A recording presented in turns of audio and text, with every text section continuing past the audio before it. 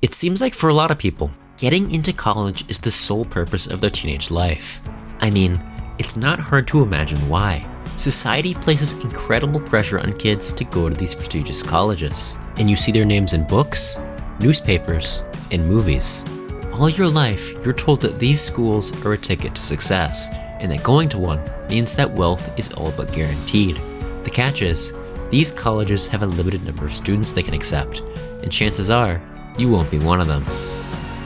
If you want a shot at one today, you have to be an incredible student, taking the hardest classes, doing amazing on standardized testing, and doing crazy extracurriculars just to stand out. But back in the olden days, grades used to be just about the only thing that colleges looked at. Back then, college wasn't the necessity that it is today. In the 1900s, a good job didn't require a college diploma. In fact, most didn't even require a high school one. In the early 20th century, less than 10% of the population even graduated high school, which is about the same number as have a master's degree today. There really wasn't an economic incentive for most people to go to college. After all, why spend 4 years for a degree when you could get a great job today? And thus, this culture we have now of urging kids to stay in school and assuring them that college is the way up didn't really exist at the time. It also didn't help that college was still incredibly expensive for the average person, and federal student loans were not an option because, well, they didn't exist yet. Safe to say, colleges didn't exactly have the sea of eager applicants they have today. They simply couldn't be selective if they wanted to have a student body. Even Harvard at this time accepted over 90% of all applicants. They really had to take what they could get.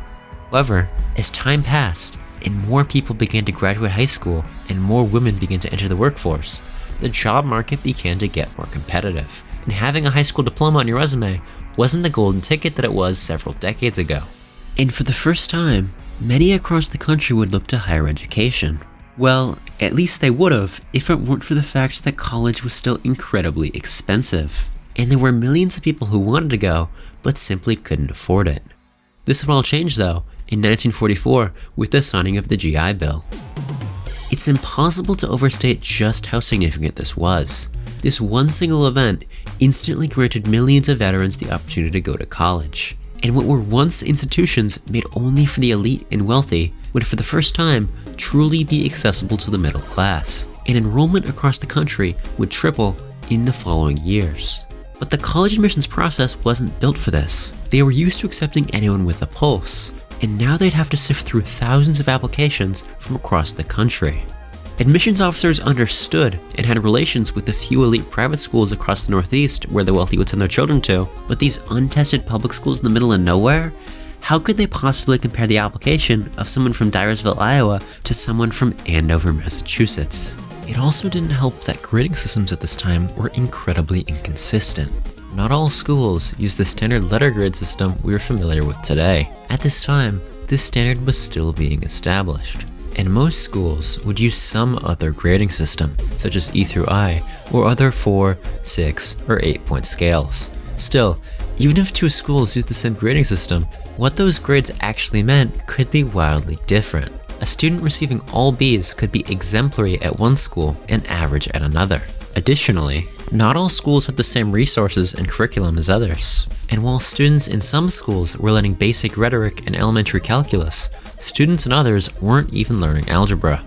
Colleges needed a means to compare students across schools. They needed some standardized metric to determine who was and who wasn't deserving of a place at their college. And the solution was the SAT. Although the SAT had existed for several decades at this point, it wouldn't really begin to catch on until now. With more and more students finishing high school, colleges needed a way to compare students across the country. The SAT was perfect. It was the same test no matter where you lived, and by using it, colleges could all but guarantee that those they admitted would find success. And it came just in time, because in 1970, for the first time in American history, a majority of the population were high school graduates, and the value of a high school diploma only seemed to go down and down. It was no longer the achievement that it once was to have it on your resume, and by now, it was just simply expected. And with seemingly everyone having a high school diploma, many went looking for other ways to stand out from a sea of eager job applicants. And as time went on, many companies began to prefer their future employees to come with a 4-year bachelor's degree, and soon, for many career paths, college stopped being an option and started being a necessity. And naturally, as people mulled over where they wanted to spend their thousands of dollars in the next 4 years of their lives, they asked the question, which college is best? This era sprung the beginning of college rankings. There were certainly some college rankings in the past, but really, no one really cared or looked at them. You'd probably just go to whatever school was closest to you, and when you did turn on your resume, people would just be impressed that you went to college at all. But times had changed, and seeing someone with a bachelor's degree wasn't the oddity that it was 30 years ago. And in a world where more and more people were getting bachelor's degrees, where that degree was from seemed to be a lot more important. And just like that, the college application industry was started. At first, most early efforts were focused on test prep. In this era, the SAT was a leading factor in college admissions, and a top score would all but guarantee a slot at a top university. Some schools even published thresholds for acceptance and guaranteed admission if you had a score above a certain level. It wasn't just for the job prospects or connections that people wanted to go to these colleges. They had a certain allure to them, and although many of them weren't the household names they are today just yet, people would certainly look at you differently if you managed to attend one of them. Over the next several decades, people would pour millions of dollars into practice books, study guides, tutoring, and even full-on courses in an attempt to master the SAT. And Kaplan and Barron's test prep books were staples of libraries across the country. More and more people began to see college as a way to a better life, and doing well in the SAT was the key to that success. Every year, more and more people applied to these top colleges, but these schools weren't getting any bigger, so the competition would only get fiercer and fiercer each year. One year, an above-average student, if they studied hard enough, may be able to get in, but 10 years later, a valedictorian from the same high school may be rejected. With more people getting access to student loans and the heightened cultural emphasis on education, the competition only got fiercer, to the point in which there were more people scoring within the 99th percentile of the SAT than there were slots in the Ivy League and other conventionally prestigious universities. And slowly, the SAT began to fall out of favor, to where today, it is hardly the make or break it once was. Especially after COVID, most schools have become test optional, meaning you aren't even required to submit a score, and that they'll only consider it if you do. Some schools are even test blind, meaning they don't consider standardized testing at all, no matter how good your scores are. Because of these policies, nowadays, average test scores are higher than ever before, as people who apply to these colleges and see they have below average scores are dissuaded from submitting them, and thus further driving up the average score the following year. But if it weren't for the SAT, how could colleges determine who to let in? They still needed some system to determine who's accepted and who isn't. It's not like the competition had gotten any quieter. There are simply too many qualified candidates for these schools. Harvard, Stanford, and other prestigious colleges could admit only high school valedictorians if they wanted to, and there would still be thousands of valedictorians who got rejected. There are just not enough slots at these colleges. No matter what metric you choose, or what seemingly impossible high standard you set, there will always be 10 times the number of people who meet that standard than there is space at these schools. There are just simply too many overqualified candidates. So if everyone has straight A's, how do you decide who gets in? Enter holistic admissions. Holistic admissions is sort of hard to define, but what it basically boils down to is not looking solely at any individual attribute of a candidate's application. Schools who practice holistic admissions claim that they look at the whole applicant, meaning they take into account what opportunities and obligations they have had. They also look at things like the applicant's personality and accomplishments, but what that really means in practice is just putting far more weight into essays and extracurriculars. If you ever had someone tell you to do something because it would look good to colleges, this is why. Although, taking their suggestion to do yearbook club, or whatever other boring, basic, every school's got it, extracurricular, probably wouldn't move the needle much towards getting you accepted. Well, what can you expect? The people giving you this advice probably hadn't applied to college in decades. And hey, maybe doing yearbook club really would have made the difference back then, who knows? But what's certain is that applying to college now is different. It's confusing. Schools don't exactly make it clear what they are and aren't looking for. And it seems like just about everyone you ask has different opinions on what you should be doing and what schools you should apply to. The pressure can get intense, as the prospect of your entire life and future dangles before you. This is, after all, one of the most important decisions you'll ever make, certainly not one to rest easy on. And with so many contradicting voices, it's only natural that some look to the internet for advice. The internet has long been a center of college admissions discussion, with many early forums and message boards dedicated to the subject matter. But today, the landscape is largely dominated by one forum. That is, Reddit's r/applying to college. A2C can be an amazing resource for lots of students. It does a great job of breaking up the admissions process and provides a lot of valuable information and resources, particularly with respect to studying for standardized tests and applying for various scholarships and opportunities. The forum can legitimately be a great resource to many people. At least it could, if all this information wasn't buried beneath a thick, corporeal layer of toxicity. And I don't use that word lightly. The culture on A2C is seriously messed up. The top, elite, prestigious, whatever you call them schools are worshipped even more than they are in the wider world, and that's saying something. On A2C, these colleges are legitimately idolized and romanticized to the point of delusion, and students are left to believe that any school whose initials don't start with H, Y, P, S, or M aren't worth going to. These students will do just about anything to get in, whether it's snitching on your competition, sabotaging your best friend, or even just straight up committing fraud. A2C's seen it all. Let me be clear, this subreddit isn't just about the process of applying to college. It's for people whose entire goal of their teenage life is to get into college. But not just any college. It has to be a good college. But let's not kid ourselves. What that really means is a school on the first page of the US News' college rankings, aka some school in the Ivy League or some other hyper-competitive college. People will tailor their entire high school experience towards getting into one of these schools, deciding what classes to take, what teachers to build relationships with, and joining clubs they have absolutely no interest in just to put it on their application. People obsess over these schools, almost to the point of fetishizing them. And it's not just the conventional prestigious schools. UIUC, Georgia Tech, and other high-ranking CS schools have been recent favorites. It's ridiculous, the pedestals they place these high-ranked colleges on. It's as if every college outside the top 20 are actively bad. And if you can't get into one of them, community college is always an option. Seriously? I mean, I'm all for community college, don't get me wrong, and they can be a great option for a lot of people, but please, there is absolutely nothing to be ashamed of in going to your local state university. And more often than not, these are perfectly good schools. But these A2C users though, they have their own definition of what a good school is. The fabled T20. Top 20 is something of an A2C dog whistle.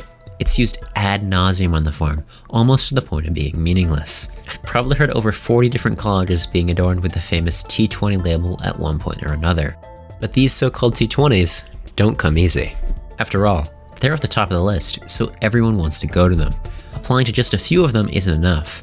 If we want to be a true A2C user, we gotta employ the old trusty shotgun method. Nowadays, applying to well over a dozen highly selective schools is more common than ever. After all, if each of them has a 10% acceptance rate, if I apply to 20, I'm guaranteed to get into one. Unfortunately, that isn't quite how it works. But applying to more schools does certainly boost your chances. That's just math. It's not like it can hurt. So great. You have your 4.0 unweighted GPA, your 1550 SAT, 15 AP credits, and your 20 applications to fill out. You did it. You grinded your ass off and it was well worth it. Surely, acceptance letters are right around the corner.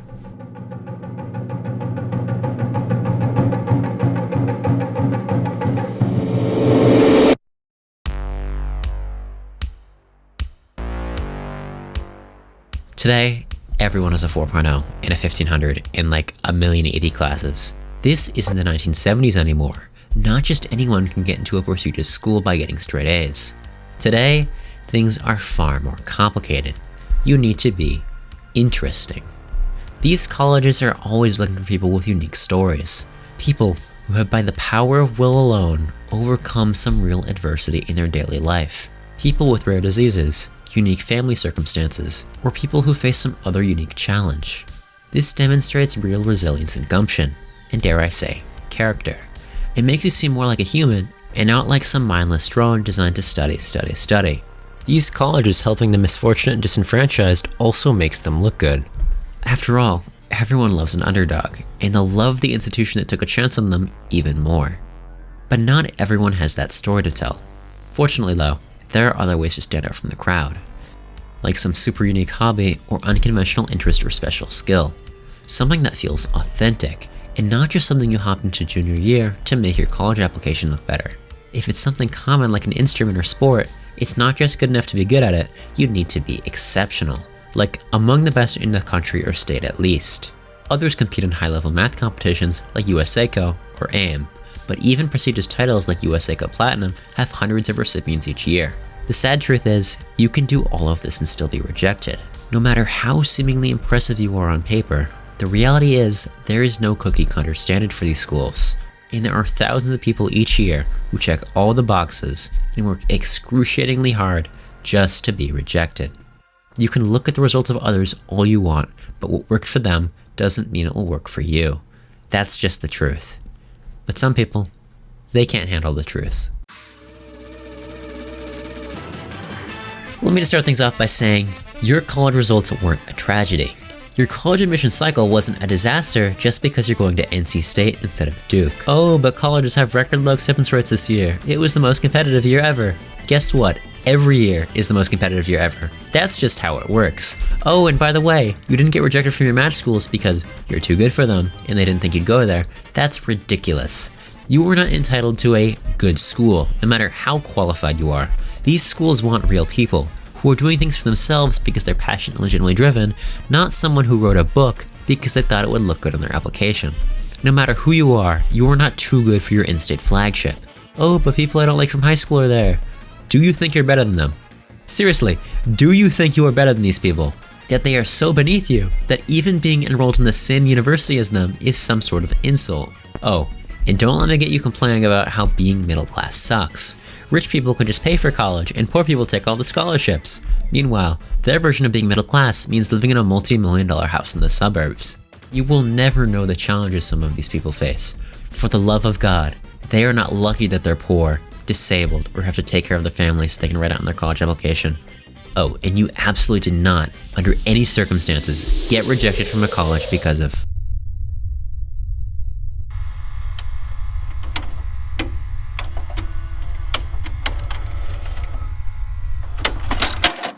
Safe to say, affirmative action is a bit of a touchy subject. So much so that forums like A2C have rules dedicated not to mentioning it.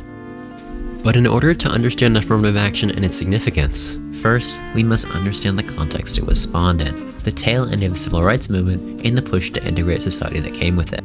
In theory, segregation was supposed to be over. After all, segregation in public schools was made illegal with the Brown v. Board decision, and in the wider world with the 1964 Civil Rights Act. But the situation for Black Americans in college admissions hadn't gotten much better.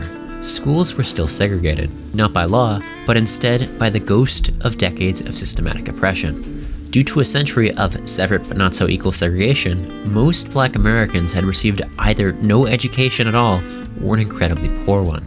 These colored schools were in theory supposed to be equal, as that was one of the qualifications for them being constitutional in the Supreme Court's infamous Plessy v. Ferguson decision. However, this was almost never enforced, and Black train cars, bathrooms, and importantly schools received significantly less funding than their white counterparts. And thus, these schools were incredibly crowded, lacked adequate supplies, and also had significantly less money to pay for teachers. Although these schools were integrated following the Brown v. Board decision, that did not erase the many years these students had spent in subpar classrooms, where they were left significantly behind. And these newly integrated students often had no one to look to for help, as their parents too likely received an incredibly poor education, and thus couldn't offer much help. It was clear that simply making segregation illegal wasn't enough.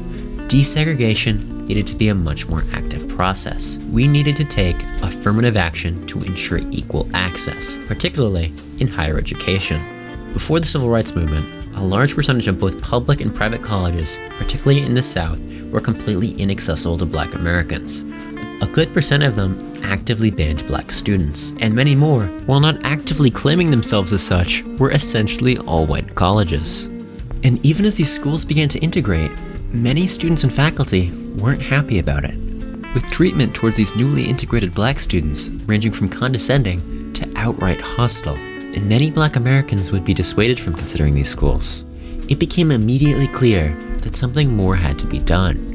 Desegregation couldn't be a passive process. It needed to be an active one. And in the early 1970s, many schools would switch back from viewing applicants with a race-blind approach to viewing them with a race-conscious one, and ultimately ushering in the era of holistic admissions. Under this new system, colleges hoped to increase their Black enrollment to be more reflective of the general population, and as such, were actively seeking out Black students, particularly those diamond-in-the-rough candidates coming from upbringings in poverty. Some schools even implemented racial quotas, committing to have a certain percentage of their class be composed of racial minority groups. However, this would ultimately be struck down by the courts.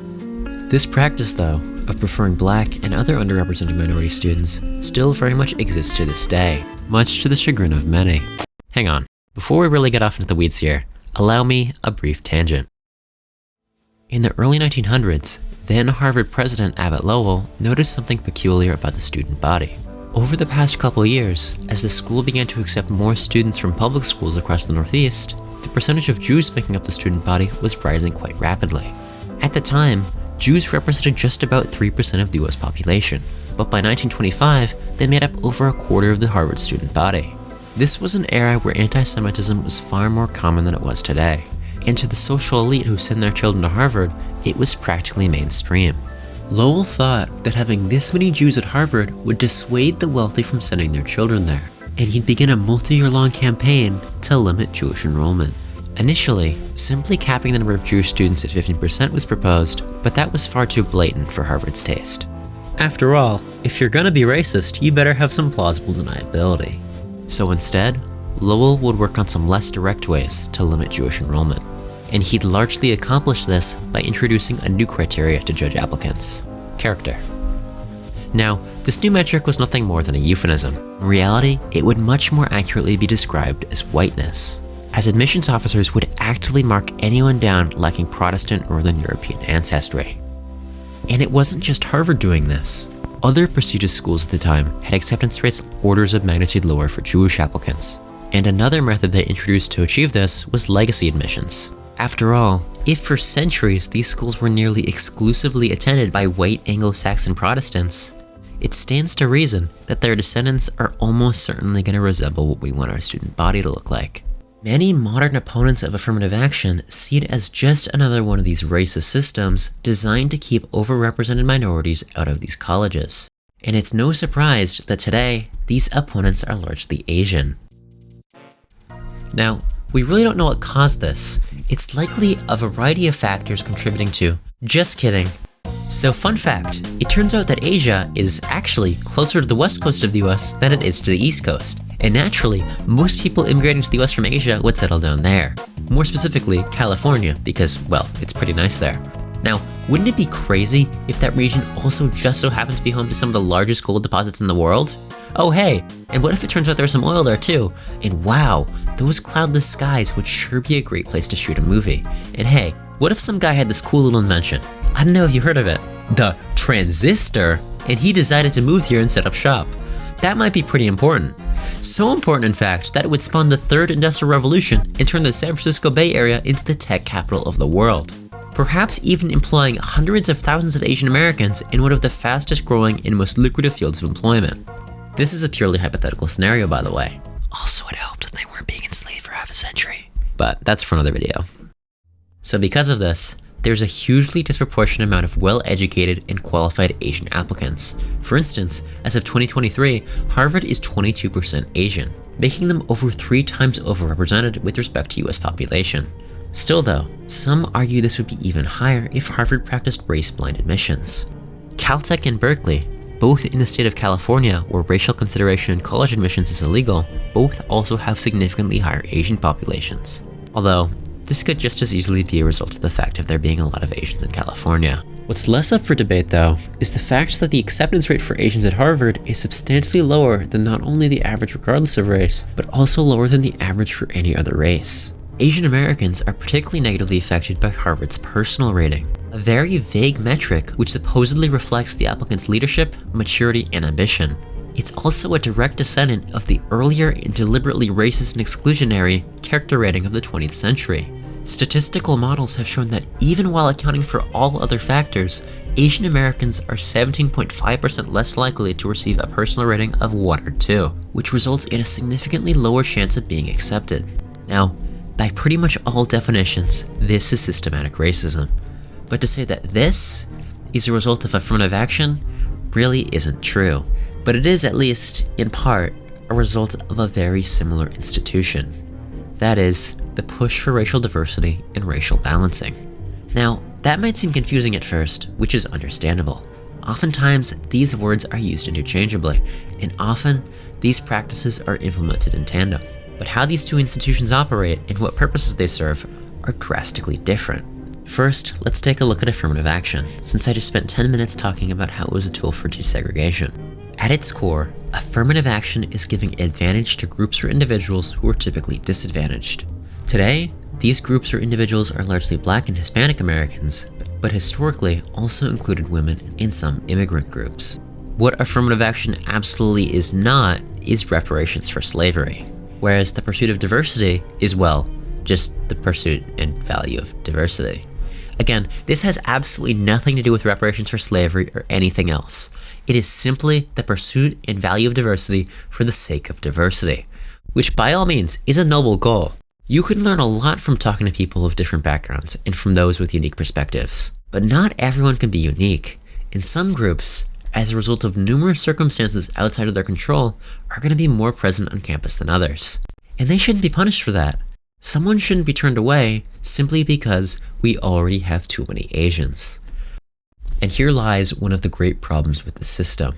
When applying to schools that value diversity, there is a great incentive to minoritize yourself, and even portray yourself as being more in tune with your ethnic roots than you may actually be. You may even identify yourself in a way which, while technically isn't wrong, isn't how you would typically. Someone might think, I don't want to be the millionth Chinese applicant, so I'm going to be more specific and say I'm Hakka. Or, I want to seem more sympathetic, so I'm going to be less specific and say I'm Arab instead of Qatari. Other groups, who today are underrepresented in higher education, are incentivized to self-marginalize, and are softly encouraged to depict themselves as helpless and to potentially play into racial stereotypes to better align with the expectations of admissions officers. Even going so far as to portray them lacking any agency in their own lives, all in an attempt to appeal to these colleges' savior complexes. Overrepresented minorities, though, they have a whole different struggle. And in today's world, there's really only one minority who's overrepresented. There's a widespread and very legitimate fear among many Asian American college applicants. That fear is of being perceived as being too Asian.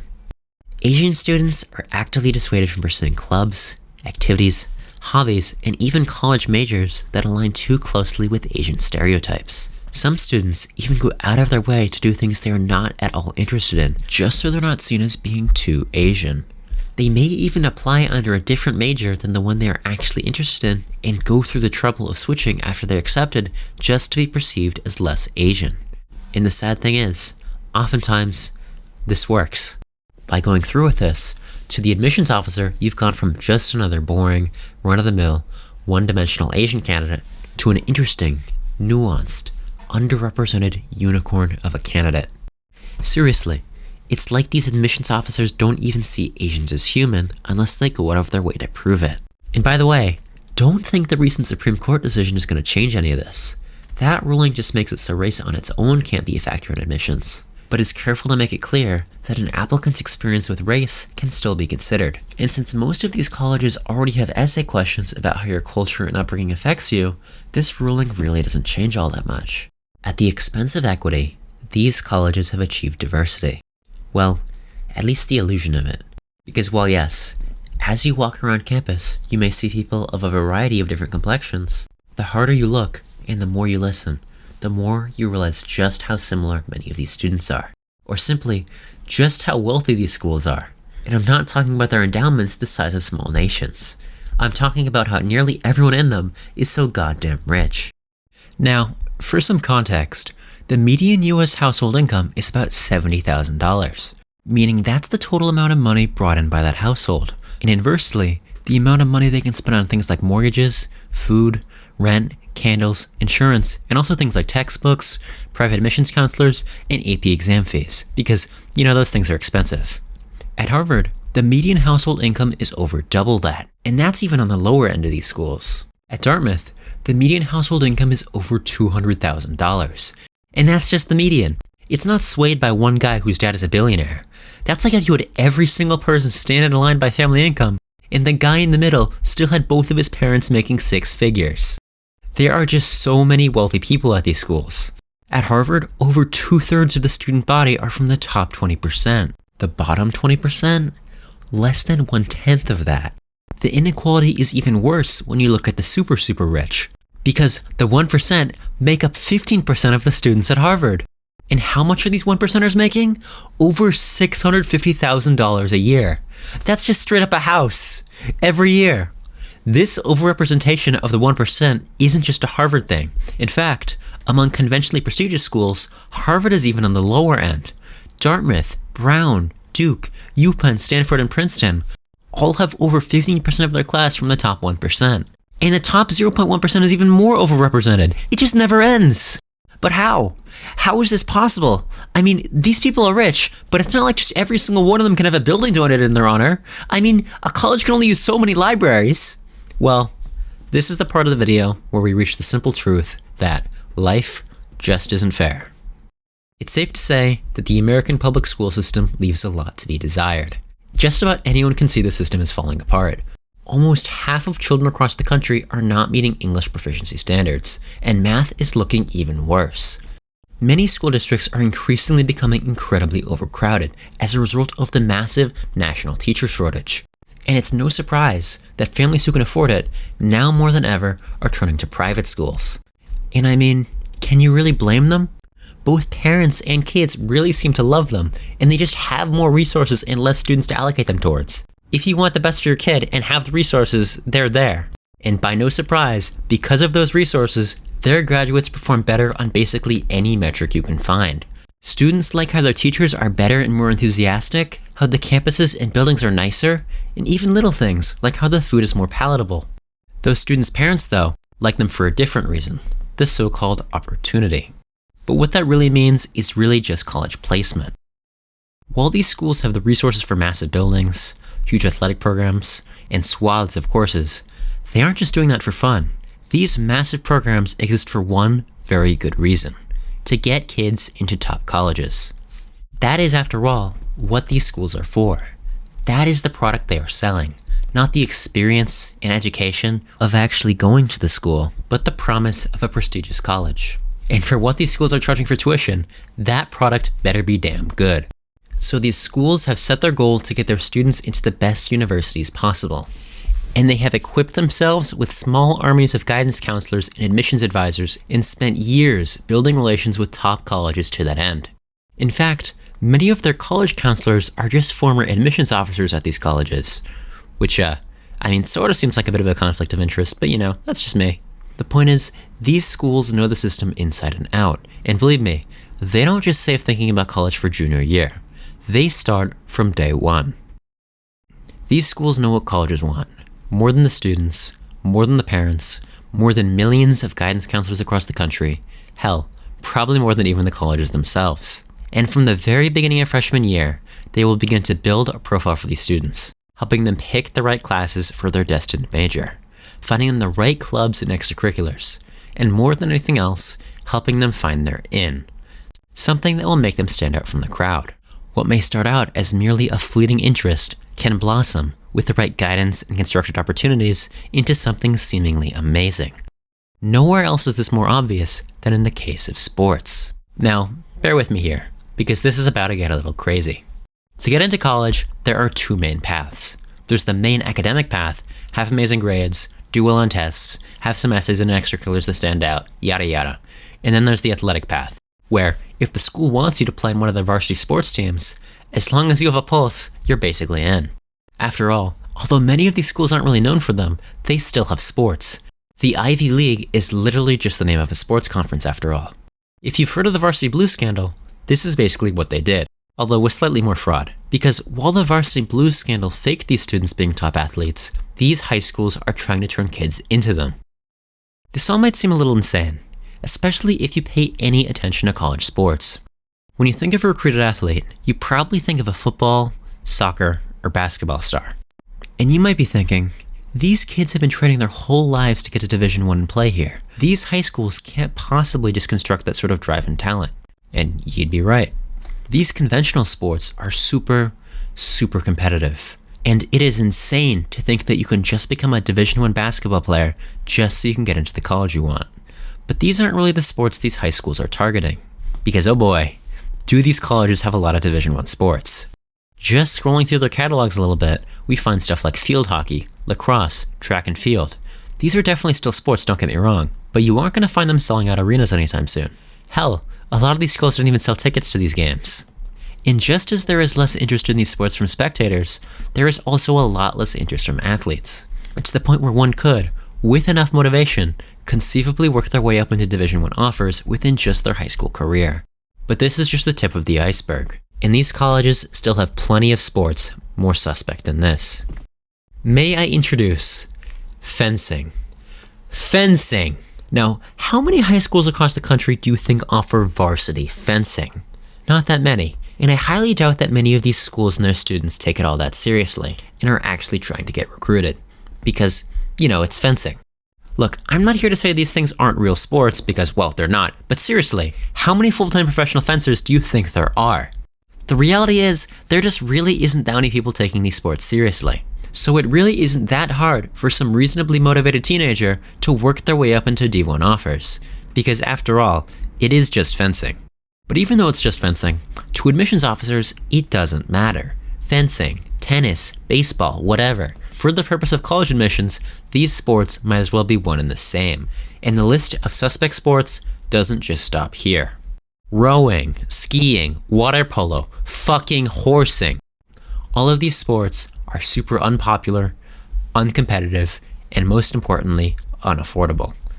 How many high schools across the country do you think can afford to have a sailing team? And I mean, that's why these sports are unpopular and uncompetitive. There just isn't that many people playing them because most simply can't. Even if you're from an affluent area and your school is for whatever reason willing to blow thousands of dollars on a sailboat, how the hell are you supposed to go sailing in Phoenix, Arizona?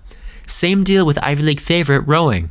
Seriously, when was the last time you saw a kid from the inner city being some star rower? Or horsing? Horsing! Can you figure out why this might be a little cost prohibitive? The reality is, these sports are only accessible to the super wealthy. And frankly, their entire reason for their modern existence is to get the children of the super wealthy into these colleges. Because again, it really isn't that hard to get good enough at one of these sports to be recruited. And I mean, this is especially true with rowing. Seriously, I don't think you could invent a more boring sport if you tried. You were literally stuck in a box, repeating the same motion over and over again at the same repetition. There is hardly any skill or strategy involved at all. All you have to do to become a rower is build some muscles. And especially if you're willing to go through some less than honorable means to do so, again, it really isn't that hard. If you have the money to go to one of these schools, time to spend working out, and more money to afford the nutrition, you can get recruited at one of these colleges. So what, you might think? I mean, there can't just possibly be that many people on these teams. Guess.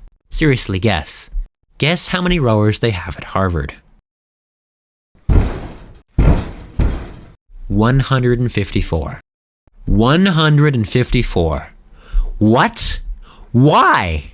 How? How could you possibly justify having that many rowers? And remember, this is just at Harvard. That is over 10 times the size of their basketball team. A sport people actually care about and people actually go to games for? This is nothing short of absurd. Do you really need to have both heavyweight and lightweight rowing teams for both men and women? And do they really need to have 65 people on the men's heavyweight team? Last time I checked, there were only 8 rowers per boat. That's like having 60 people on the bench for a basketball team. It just doesn't make sense. I think the answer to these questions are obvious. No. But Harvard wants a certain number of slots they can guarantee to the super rich. And these private high schools have all the resources and all the willpower to get them there. And these niche sports are just about the path of least resistance. And the thing is, I can't really blame the colleges too much for this, because it's not like the rowers, sailors, and fencers from these high schools are stupid. They are all incredibly well educated and have incredibly stellar grades in a number of challenging subjects. And if they weren't a recruited athlete, they would probably have some other well-developed hobby or project that is impressive. Their applications must look pretty damn good. But again, they only look like that because they go to these high schools. A lot of high schools can't offer this many AP classes, and a lot more can't offer this many niche subjects. Seriously, you can come out of some of these high schools taking more CS classes than an actual CS majoring freshman at most colleges. Don't get me wrong, it's great that people are able to receive such a deep and amazing education, but they aren't all geniuses. They just look that way because their school has the time and resources to make them look like one. And oh boy, do these kids at these high schools have good grades? It's a little too many. Okay, I don't have a funny bit for this, but these schools are super grade inflated. Basically, everyone is getting A's, and teachers are wary of breaking from this mold, especially when anything less would ruin their chance at a good college. And when you consider the fact that these kids' parents are paying hundreds of thousands of dollars to send their kid there, the school really wants to keep them happy, which can mean being a little more forgiving with the grading. Also, you just know that these are the parents to call teachers complaining about the grade you gave their child. And that just means that teachers give them an A in the first place, so they don't have to go through the headache of dealing with teachers and administration. Without a doubt, the students at these high schools have a huge advantage. If you were to compare these students and their alternate reality selves who went to public school, it's no question that the private school ones would get into more conventionally prestigious colleges. But of course, for the vast majority of people, going to one of these super expensive private schools just isn't an option, and they're stuck at a public school which is almost certainly doing significantly worse. But what if you still want to go to a good college? How could you possibly compete with someone who goes to one of these private schools? And well, you really can't. No matter how hard you try, or how much effort you put in, you simply cannot manifest the opportunities and resources these students have available to them. Life just isn't fair. The bright side, though, is that there are far more slots at these colleges than there are good students at these top high schools. But that doesn't mean your odds are good. After all, these colleges have insane acceptance rates, and their admissions are hyper-competitive. If you really are willing to put in the time and effort, you can spend 4 years grinding the hardest courses, studying for standardized tests, and still finding time to do 4 fun extracurriculars, which really aren't that fun, all just to roll the dice that one accepts you. And chances are, you'll probably still fail. The system just isn't meant for people like us. So why play their game? Seriously, is it even worth it to try? Building up the stats and resume will easily take thousands of hours over years. Does what you end up getting out of all of that, the potential to get into one of these elite colleges, really balance it out? Is the proverbial risk of rejection and wasting of years of your life worth the reward of a chance at one of these colleges? No. And to explain why not, let's look at a few examples of these so-called prestigious schools. Berkeley is a massive, world-renowned university and has historically been the site of cutting-edge research across a variety of fields. Some of its highlights include invention of CRISPR gene editing, the first flu vaccine, discovery of 16 elements, one of which bears its name, and who could forget the Manhattan Project. The school is also sure to let you know that their current faculty boasts over 100 Nobel Prize winners. So if you're lucky enough to find yourself opening up a Berkeley acceptance letter on some crisp spring afternoon, you're pretty damn excited. But when you find yourself arriving on campus the following fall though, you may be slightly less so. Because here's the thing, studying at this school isn't all it's cracked up to be. Because sure, your college may have an element named after it, but it also has weed-out classes. Like, a lot of them.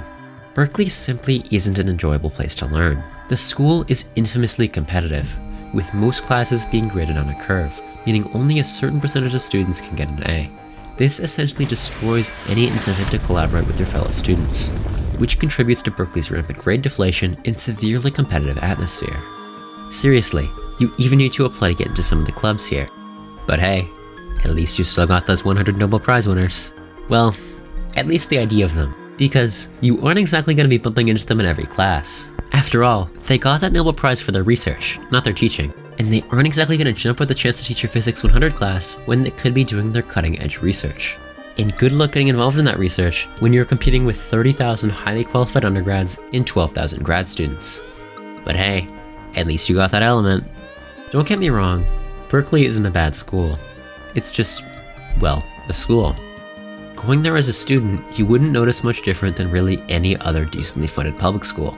Your lectures aren't going to be magically 100 times more engaging, the dorms aren't going to be much nicer, and the campus and dining halls aren't going to be much more to write home about. But looking at the rankings tells a different story. Because of all these accomplishments in research, which are by all means meaningless to your experience shooting Berkeley up in the rankings, you are left to believe that undergrad at Berkeley is a far better experience than it actually is. But it's not just Berkeley that gets too much credit off the back of research. Columbia, MIT, Harvard are all research juggernauts who have substantially more graduate students than they have undergrads. At these schools, you as an undergraduate just aren't going to be a priority on campus. And because these schools are so well known for their grad programs and research, things, again, that just really don't affect you that much as an undergrad, their ranking is probably a little higher than it probably should be. Still, even despite this, some might say that degrees from these schools are still worth it, because they have intangible brand value that makes finding a job a cakewalk. Which there is certainly an element of truth to, but is massively, massively overstated. Yes, big companies do a lot of recruiting at these colleges, but they also do a lot of recruiting at some less conventionally prestigious colleges. I'll admit there is certainly some advantage in going to these schools in the job market, but even that really only applies to your first job or internship, because once you actually have work experience, employers are going to care infinitely more about that than what school you went to. Sure, these colleges do have alumni networks which offer some connections, but if you're actually willing to put in the effort and seek them out, so does every other college on the planet. Hell, you can make connections on a subway line. As long as you're going to an accredited college that actually has a department in your field of interest, you're going to be learning the same stuff as anyone else at any other university. It's not like these top colleges have a whole new method of teaching or a whole new branch of mathematics they're just sitting on to save for their undergrads. No, all universities collaborate with each other and work with each other to build curriculums and set standards for them all to follow. That's why transferring between these colleges is even possible. Although their classes have different names, you are fundamentally learning the same content in basically the same order. You are literally reading the same books, doing the same problem sets, reading the same readings, and taking tests from the same question banks. Except, this school costs $50,000 a year more because it's prestigious. And just because this one is, according to the all-knowing deity that is the US News & World Report, the 25th best college in the country, and this one's the 77th, about 99% of people, when given the choice between the two, will choose the former. Even though, for a big portion of those people, Stony Brook would be a better fit for them, even ignoring cost. The grip that rankings has in the college admissions process is insane. I hate to break it to you, but the difference in quality between a top 30 ranked school and a top 80 ranked school is basically nothing. Still though, students and parents alike continue to obsess over these rankings, and schools have caught on. They know that climbing the rankings will mean more attention, more applicants, better students, and most importantly, more money. And one of the schools who caught on to this the fastest was Northeastern, which 30 years ago was a commuter school, but has risen to become literally one of the most selective schools in the country through decades of carefully playing with numbers and making it as easy to apply as possible by removing additional supplemental essays and SAT requirements. This strategy for Northeastern has been incredibly successful. In following their ascension up the rankings, they have had little shortage of money and have garnered significantly more attention from applicants. But the school really hasn't changed that much in the past few years. The only thing of note which has really changed is, well, the ranking. And that alone has driven tens of thousands of more applicants each year. And that's stupid. The school hasn't gotten loads better over the past 10 years. In fact, it's probably gotten worse, as the school has become noticeably overcrowded. But still, the ranking says otherwise. Have Rutgers and Lehigh really gotten significantly worse? And have BU and Brigham Young really gotten substantially better over the past 15 years? Obviously not. These colleges are literally centuries old, and have centuries of history and systems that make the sort of changes necessary to make this sort of jump basically impossible. After all, if you've been doing something one way for 2 centuries, you aren't exactly going to stop now, are you? But still, the rankings changed. But why? We've already established that its quality hadn't changed. At least, not by this significant of a margin. So that means that the ranking system is not a measure of school quality, but is rather completely arbitrary. It gets even worse when you actually look at how they get these rankings. Because one of the largest factors in it is how good other colleges think a school is. And more often than not, they just decide by looking at the last year's rankings. It's ridiculous. Yet every year, you still see people speculating, discussing, and obsessing over the new USNWR rankings, as if the quality of an institution can seriously change in just 1 year. People even add or drop schools from their applications based off the rankings. It's ridiculous. But to some extent, I can't really blame high schoolers or just people in general for caring so much about this stupid number. Because I mean, what else are they supposed to do? We put a lot of pressure on kids to do well in school, to study hard, and eventually to make it to college. People want their children to be more successful and live better lives than they did. And for a lot of parents, that means having them go to college. But as a child, having this final destination placed upon you at such a young age can be, well, horrifying. And when you're constantly told that where you go to school decides your future, and you're constantly bombarded with the notion of these colleges and what they would mean, it's hard not to care anymore. These colleges are glamorized and adored to the point of fetish. It's hard not to imagine yourself walking those halls. And I mean, if being a student's your job, why not be good at it? It's hard not to fall down that rabbit hole, at least in my own experience. I've always been a very goal-oriented person, and for as long as I can remember, I was told by my teachers, parents, and society at large that there was no project greater or more significant than getting into a good college. These schools are romanticized so much in our media, to the point where having their name attached to you is as coveted as a fancy car or designer bag. Just the brand name diploma will stick with you long after you graduate, infiltrating even the most irrelevant conversation. And so I, like so many before me, fell into the rabbit hole. And as early as middle school, I started thinking about where I was getting in and how. By my freshman year, I had abandoned all my hobbies to make more time to further obsess over grades. By my sophomore year, I had joined nearly a dozen activities and clubs for the sake of college admissions. By my junior year, I removed the last obstacle between me and the college of my dreams. My friends.